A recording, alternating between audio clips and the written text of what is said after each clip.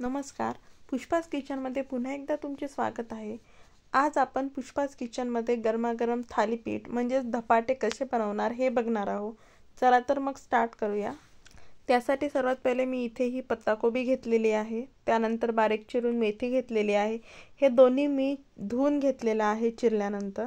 त्यानंतर ही कणिक घेतलेली आहे, ही कणिक मी इथे 3 चम्मच घेतलेली आहे। आता त्यानंतर आपण इथे 1 चम्मच बेसन टाकून घेणार आहे यात। त्यानंतर अर्धा चम्मच हळद घेतलेली आहे मी आणि आपण यात भाजी टाकणार आहोत नंतर, तर त्यासाठी मी इथे हे 1 चम्मचच तिखट घेत आहे, छोटा 1 चम्मच, नाहीतर तिखट होईल जास्त। त्यानंतर चवीनुसार मीठ इथे मी अर्धा चम्मच घेतलेला आहे। आता हे आपण पहिले थोडंसं मिक्स करून घेऊ।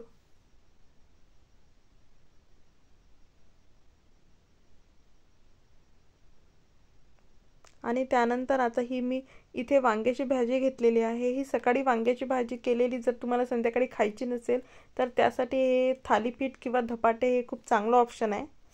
हे आपण मिक्सर मधून पण ही भाजी बारीक करून घेऊ शकतो किंवा मग अशा हाताने पण आपण याची बारीक करून घेऊ शकतो। हे आपण जेव्हा कणिक भिजवतो तेव्हा पण ते बारीक होते।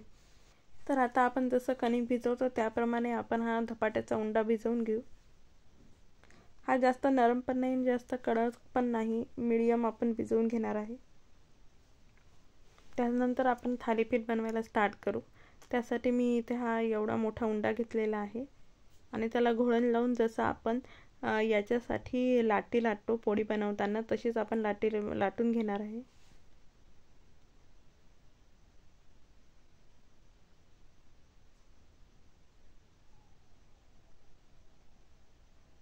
आणि पोळीप्रमाणेच आपण तेल लावून याची लाटी लाटून घेणार।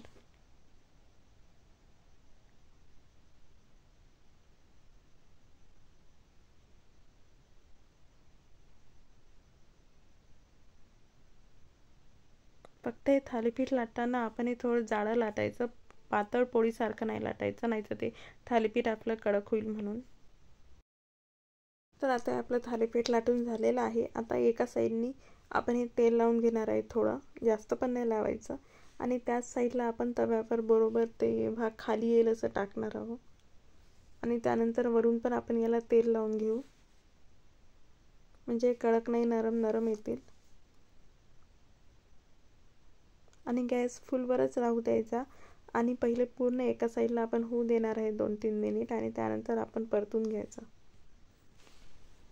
जर सकाळची भाजी संध्याकाळी खाण्यासाठी तुम्ही कंटाळले असाल तर हे धपाटे गरम गरम धपाटे एक खूप चांगला ऑप्शन आहे। पण असं नाही की हे वांग्याचीच भाजीचे, कोणती पण भाजी उरली असेल तर आपण हे त्याचे धपाटे बनवू शकतो, किंवा जर भाजी नसेल पण उरली तरी फक्त पत्ताकोबी की मेथी, फक्त मेथी टाकून पण आपण हे पराठे बनवू शकतो। फक्त मग त्यात तिखटचं प्रमाण थोडंसं जास्त टाकावं लागेल। फक्त हे धपाटे बनवताना आपण हे खूप खरपूस भाजून घ्यायचे, असे थोडेसे लाल लाल होईपर्यंत मी याला खरपूस भाजून घेतलेला आहे। तर अशा प्रकारे आपले हे धपाटे रेडी झालेले आहेत। त्यासोबत ही शेंगदाण्याची कुटून केलेली चटणी आणि त्यानंतर कुटलेला ठेचा खूप मस्त लागते। तर तुम्ही पण हे धपाटे तुमच्या घरी नक्की ट्राय करून बघा। त्यासोबतच आता हिवाळ्याचे दिवस आहेत तर त्यासाठी मी डिंकाच्या लाडूची रेसिपी पण डिस्क्रिप्शन बॉक्समध्ये दिलेली आहे। ह्या दोन्ही रेसिपी तुम्ही तुमच्या घरी नक्की ट्राय करून बघा आणि जर तुम्हाला आवडले असेल तर माझ्या चॅनलला लाईक, शेअर आणि सबस्क्राईब नक्की करा। थँक्यू।